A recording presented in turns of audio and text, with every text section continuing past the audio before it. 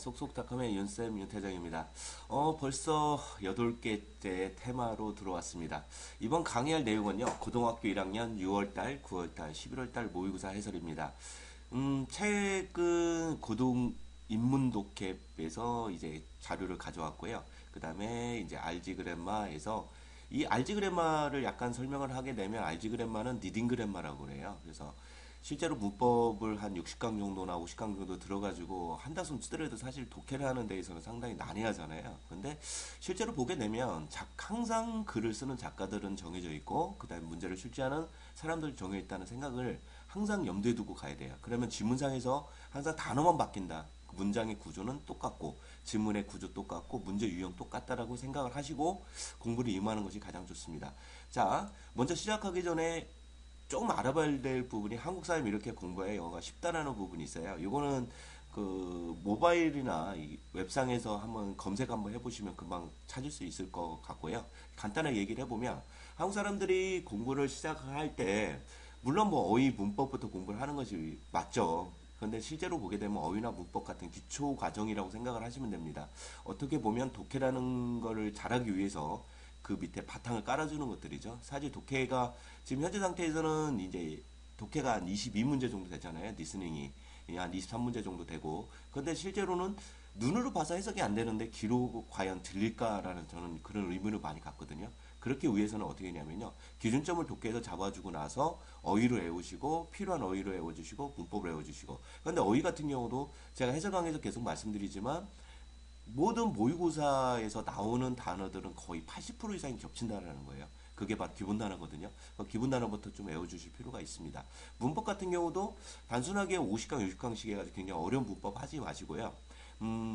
이렇게 제가 앞쪽에 해놓은 것처럼 45분 영문법이라는 강의가 있어요. 그거는 한 45분이면 되는데 그 어떤 용어들 있잖아요. 용어들 예를 관계대명사라든가 준동사라든가 전치사, 관사 이런 쓰임들 있잖아요. 그런 쓰임들만 알고 나서 그 내신 때는 꼭 필요한 문법들만 그 챕터별로 나눠지잖아요. 레슨 1 하면 거기다 뭐 가정법이다. 그러면 가정법 정말 이제 집중적으로 공부를 해나가는 것이 이제 내신을 잘 맞는 비결 중에 하나입니다. 그럼 결론적으로 말씀드리면 이 독해라는 것은 한국 사람이 영어 공부를 할 때 가장 기본이 되는 것이다. 즉 이게 기준점이 되기 때문에요. 이거를 토대로 공부를 하시고 리스닝 쪽으로 난이도가 낮아지니까 이거를 눈으로 해석이 되면 귀 쪽으로 옮겨서 공부를 하시고 그 다음에 이제 쓰기를 좀 연습하시면 말하기 쪽으로 해나가면 됩니다. 알았죠? 이렇게 공부를 좀 해보실 필요가 있고요. 자, 그 다음에 지금 우리가 이제 알아볼 거는 이제 고등 인문 모의고사 6월달, 9월달, 11월달. 예전에는 보통 11월달만 봤는데 보통 이제 6월달, 9월달, 11월달은 이제 다 본다고 생각을 하셔야 됩니다. 이제는. 자, 그래서 제가 강의할 내용은 속도법입니다. 실제로 문제를 풀 때 있어서 한 2분 정도가 평균 시간으로 걸려요. 독해가. 그런데 2분 안에 항상 2분 안에 푼다라고 생각을 한다면 뒤쪽에서 많이 시간이 오버가 되겠죠. 그래서 보통 친구들이 38번에서 41번 정도까지밖에 문제를 못 푸는 것 같아요. 그런데 가장 중요한 건 이렇게 생각을 하셔야 돼요. 문제를 못 풀고 같은 번호 찍어서 틀리나 문제를 다 풀고 그 부분에서 확률적으로 5대5로 가느냐. 이게 제가 볼 때는 후자가 훨씬 낫다고 생각을 하거든요. 그렇다면 평소에 연습할 때는 한 2분 정도를 가지고 연습을 한다고 생각을 하시는데 정말로 연습할 때 1분 20초, 한 15초대에서 문제를 계속 푸는 연습을 해주셔야 돼요. 그래야 실제 시험장에서는 좀 어려운 문제에다 시간을 좀 쓸 수 있고 또 쉬운 문제는 빠른 속도로 풀고 그렇다면 결국에는 키워드가 하나 잡혔잖아요. 이거는 모의고사라는 건 영어를 잘한다는 개념이라 영어는 누구나 다 잘할 거다라고 생각을 하고 얼마만큼 이 친구가 문제를 잘 푸느냐 그 차이를 물어보는 게 바로 모의고사예요. 물론 순우도 똑같고요. 그렇다 보면 아까 말씀드린 것처럼 1분 15초 정도에서 문제를 푼다라고 생각으로 연습을 하실 필요가 있습니다. 그 다음에 쉬운 문제에서 시간을 좀 줄이고 어려운 문제 시간을 더 쓰고 이런 연습들을 상당히 오랫동안 하셔야 돼요. 자, 이제는 진검승부죠. 내일이 벌써 이제 오늘 제가 찍는 날이 11월 13일이네요. 14일 날이 이제 그 고등학생 고2짜리들이 이제 모의고사를 보는 날입니다. 자, 하루 전날 이거 올리게 돼서 좀 송구하게 생각을 하고요. 계속 이게 이제 반복해서 들으셨으면 좋겠습니다. 자, 시작해 보겠습니다. 가장 먼저 알아야 될 부분은요. 이 구조를 좀 아셔야 되는데요. 제가 항상 얘기를 하는 것은 뭐냐면 모든 영어 지문은 이렇게 돼 있다. premise, example, conclusion 형태를 취하고 있다. 그래서 이거는 설명문하고 비교문으로 나눠진다. 그래서 이런 부분을 보게 되면 기본적으로 두인디어 양관식이라고 얘기를 하잖아요. 이 프레미스 작가가 하고 싶은 말하고 그 다음에 결론을 이렇게 양쪽에 잡아주는 거. 요즘 같은 경우는 이게 좀 많이 나와요. 위쪽에 작가가 하고 싶은 말 위쪽에 나오면 두 관식, 밑에 넣으면 미관식, 중간에 넣으면 중관식, 양쪽에 넣으면 양관식이 되겠죠. 그래서 보통 지문들은 가장 기본적으로 쓰는 지문은 이런 형태예요. 양쪽으로 갖다 놓는 거죠. 예를 들어서 윤쌤이 잘생겼다라고 얘기를 하면 증명을 example 1, 2, 3에서 할 수 있고요. 그 다음에 conclusion 거봐 잘생겼잖아 이렇게 얘기를 해나가는 것이 영어의 기본 구조입니다. 물론 국어도 그렇게 똑같이 생겼죠. 그렇게 똑같이 생겼으니까 국어도 그렇게 한번 생각해 볼 필요가 있고요. 자, 실제 문제를 보게 되면 이런 문제가 있어요. 자, 13년도 6월달 문제고요. 이거는 자료 출처는 고등인문독해. 제가 학원에서 강의하고 있는 그 고등인문독해에서 한번 가져와 봤어요. 자, 딱 보자마자 목적이다 이렇게 생각을 하시고 나서요. 제가 만약에 우리 학생들이었다면 저는요. 이 3번 문제는 무조건 목적 계통, 즉 어떤 생각을 하셔야 되냐면요. 이게 주제 계열이구나. 주제 계열이라는 것은 주제, 주장, 목적, 요점, 요지 계통이구나. 이렇게 생각을 하셔야 되고요. 보통 23번은 목적이 나온다. 이렇게 하면 목적에다 살짝 표시를 해주셔야 돼요. 그 다음에 밑으로 한번 가셔야 됩니다. 글을 읽을 필요 없어요. 밑에부터 보셔야 됩니다. 밑에를 보니까 감사하려고, 문의하려고, 부탁하려고, 건의하려고, 그 다음에 조언하려고 이렇게 돼 있죠. 근데 보통 어떻게 될까요? 문의나 건의 쪽이 많겠죠. 사실 조언 쪽도 많긴 하네요. 그 다음에 이쪽 앞쪽으로 또 가보면 교사의, 자녀의, 방과후, 자녀의 이렇게 돼 있어요. 그렇다면 우리 머릿속에 어떻게 생각해야 돼요? 이런 부분이 이렇게 생각이 들겠죠? 요게 혹시 자녀에 관한 얘기가 많지 않을까? 그 다음에 방과 후, 그 다음에 과제 제출, 기한 연장, 그 다음에 진로 선택, 이런 것들을 체육 활동, 이런 것도 있겠네요. 근데 여기서 보게 되면, 이거를 보게 되면, 체육 활동 같은 경우는 앞쪽에서 제가 아까 말씀드린 것처럼 두 가식과 양관식이라고 했잖아요. 그러면 이거를 구조상을 보게 되면 첫 줄부터 생각해서 마지막 줄을 한번 읽어볼 필요가 있어요. 마지막 줄까지 쭉 읽어보면 뭐 이렇게 이제 끊어줘야 되겠죠.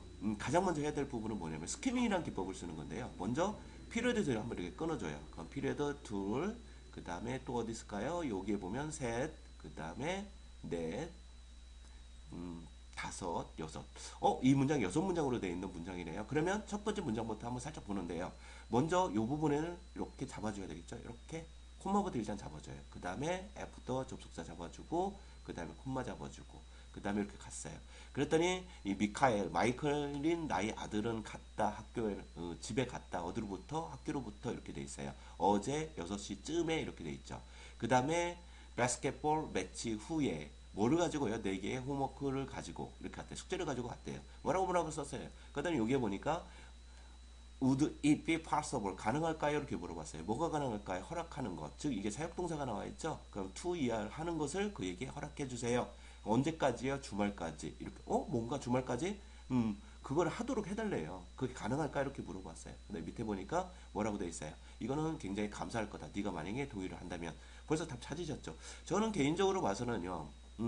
답으로 갈 수 있는 부분들이 사실은 이게 가답으로 3번이 찍히긴 해요. 이렇게요. 근데 보통 이제 나갈 때 이런 것 같은 건 낚는 거예요. 4번 같은 건 좀 낚아주는 거고 2번 같은 경우도 사실 낚는 거거든요. 사실은요.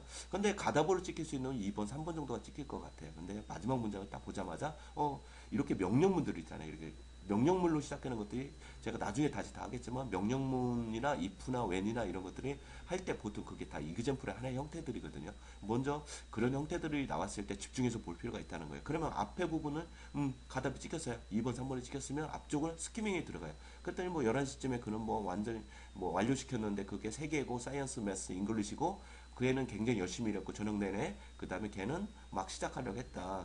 그 숙제를. 그래서 나는 뭐 글을 멈추기로 결정했고 나는 그는 보였는데 어떤 상태로 보였을까? 굉장히 지친 상태로 보였고 나는 사회풍다 또 나왔네요. 그 책들을 싸라고 시켰다. 그리고 침대에 가라고 얘기했다. 그래서 나는 약속할 수 있다. 그에게 뭐 하는 것을 내가 쓴다는 것을 너에게 너가 누굴까요? 이렇게 생각을 해보셔야 돼요. 그 다음에 설명할 거죠. 이 상황들을. 그럼 결국엔 교사한테 쓴다는 얘기죠.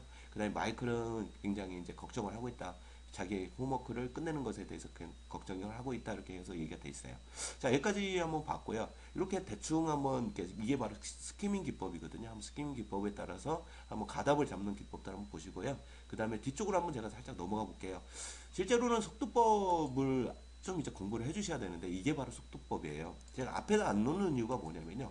요것만 보시고 다음에 강의를 안 들으실까봐 그랬어요. 자, 목적의 그 속도 문제 풀이법이라는 게 있습니다. 이거는 좀 필기를 하시면서 보실 필요가 있습니다. 자, 아까 말씀드린 것처럼 전제 조건을 일단 깔아주고 그 다음에 결론을 내리는 양과식 구조가 있는데 중간에 예제를 들어주고 있다.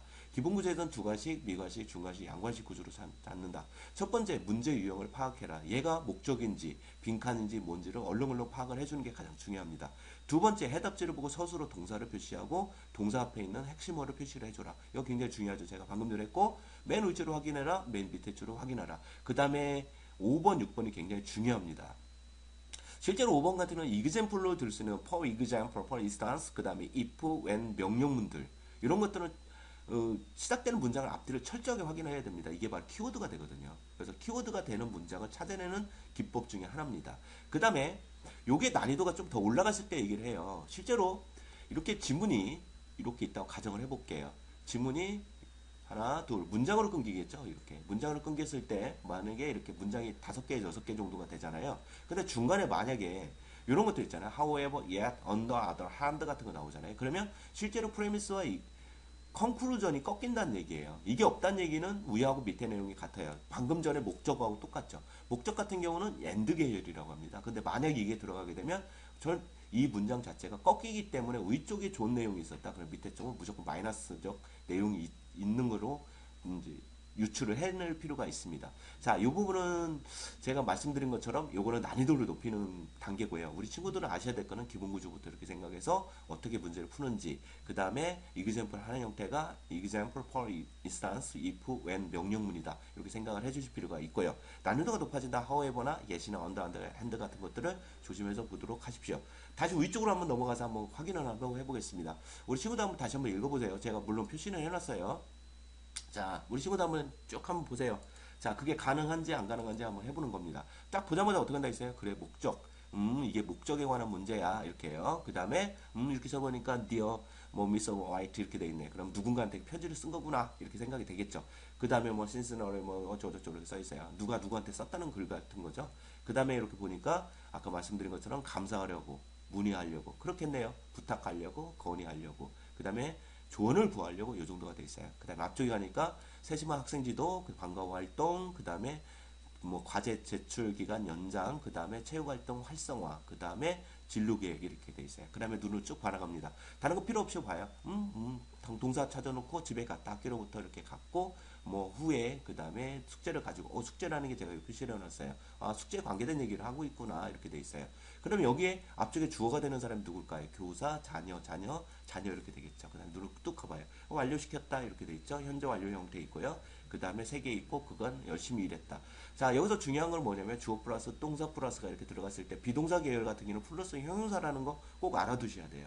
요게 형용사라는 거. 그래서 이런 부분들이 이제 hard라든가 뒤쪽에 보게 되면 여기 exhausted라는 단어가 여기 있죠. 요렇게 한번 볼게요. anxious도 똑같고요. 그 다음에 exhausted라는 단어도 이렇게 똑같아요. 그럼 결국에는 여기 이 문장 형태가 벌써 세 문장이나 나와 있잖아요. 이게 7문장으로 되어 있죠. 아까 제가 6문장이라 했는데 7문장으로 되어 있어요.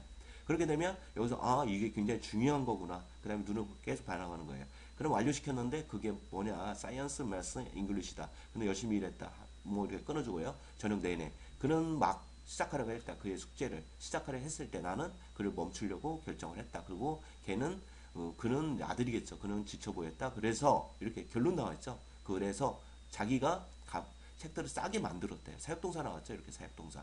자, 사역동사 같은 경우는 동사 플러스 목적어 플러스 동사 원형으로 돼 있어요. 기본적으로. 근데 이 밑에 보게 되면요. allow to라는 거 이거 보이시죠? 물론 이걸 보게 되면요. 물론 목적어 목적 보호 형태로 볼 수 있어요. 근데 이게 목적어 목적 보호 형태로 보셔도 되고요. 이거를 사역동사 형태로 그냥 이렇게 보셔도 상관없습니다. 그냥 급하니까 사역동사 형태로 봐야 되는데 여기서 보게 되면 그러면 to 플러스 동사 원형도 사역동사 형태로 가능하겠구나 이렇게 생각을 해주셔야 돼요. 자, 그렇게 되면 어떻게 돼요? 그에게 뭐뭐 하는 것을 허락하는 것이 가능할까요? 이렇게 돼 있어요. 근데 이 문장에서 다시 보게 될 부분이 뭐냐면요. 이 투용법이죠. 뭐라고 갖고 그 다음에 투 플러스 동사 원형이에요. 근데 이게 물어보는 말이 되기 때문에 어떻게 돼요? 이하고 그 다음에 우드하고 조동사가 지금 도치되어 있는 부분이에요. 그러면 이 투용법에 도치되어 있구나. 아, 물어보는 말이구나. 그래서 끊어줄 필요가 있죠. 가능할까요? 이렇게 물어보면 돼요. 허락하는 것을 그에게 뭐 하도록, 이것을 하도록, 언제 동안? 주말 내내, 주말에 걸쳐서 이렇게 말이 돼요. 그 다음에 제출할 것이다. 이렇게 돼 있고, 언제요? 다음 주 월요일 날이요. 그 다음에, 그래서 우리는 매우 기쁠 것이다. 이 부절이 이렇게 하나 들어가 있죠. 그래, 이거를 동의를 한다면 이렇게 돼 있어요. 그러면 여기서 연습을 할 때 어떻게 되냐면요. 실제로 he가 누군지, 여기 나타나는 사람이 선생님이라는 사람도 있고, 아빠라는 사람도 있고, 그 다음에 아들이 하나 있잖아요. 그 다음에 이렇게 선생님이, 이렇게 아들하고 자기를 위라고 했고, 그 다음에 너라고 이렇게 표현을 해줬어요. 그럼 이렇게 잡아주는 부분들이죠. 그래서 실제로 대명사가 어떻게 흘러가는지에 신경을 많이 쓰시고 공부를 하실 필요가 있습니다. 두 번째 조심해야 될 부분은 뭐냐면요. 이렇게 빠른 속도로 동사를 찾아내는 것도 굉장히 중요하거든요. 이렇게요. 동사를 찾아내는 것들이요. 동사를 찾아서 동사구까지 이렇게 표시해 주는 게 굉장히 중요합니다. 알았죠? 꼭 그렇게 준비를 하실 필요가 있습니다. 이 문제 같은 게 굉장히 쉬우니까요. 간단하게 넘어갈 수 있습니다. 자, 제가 지금 하는 말들이 좀 빨랐죠. 좀 뭔가 궁금하신 친구들 있잖아요. 아까 말씀드렸던 뭐 스키밍이라든가 가답짓기 뭐 이런 것들은요. 제가 제 동영상에 수능 빈칸풀이라는 부분에 제가 다시 동영상을 넣어놨어요. 그 부분을 보시게 되면 훨씬 더 이해력이 빠를 겁니다. 그 다음에 조금 더 어렵다고 생각하시는 분들은 45분 영문법을 좀 보시고요. 단어가 또 외우기 힘들어요 하시는 분들은요. 그 다음에 이제 단어, 누구나 다 아는 복화를 또 제가 강의를 넣어놨어요. 그 부분도 또 같이 보셨으면 좋겠습니다. 자, 다음 시간까지 제가 이거를 45분까지 하겠습니다. 하루에 하나씩 꼭 올릴게요. 자, 다음 시간에 안녕히 행복하게 계십시오. 안녕히 계세요.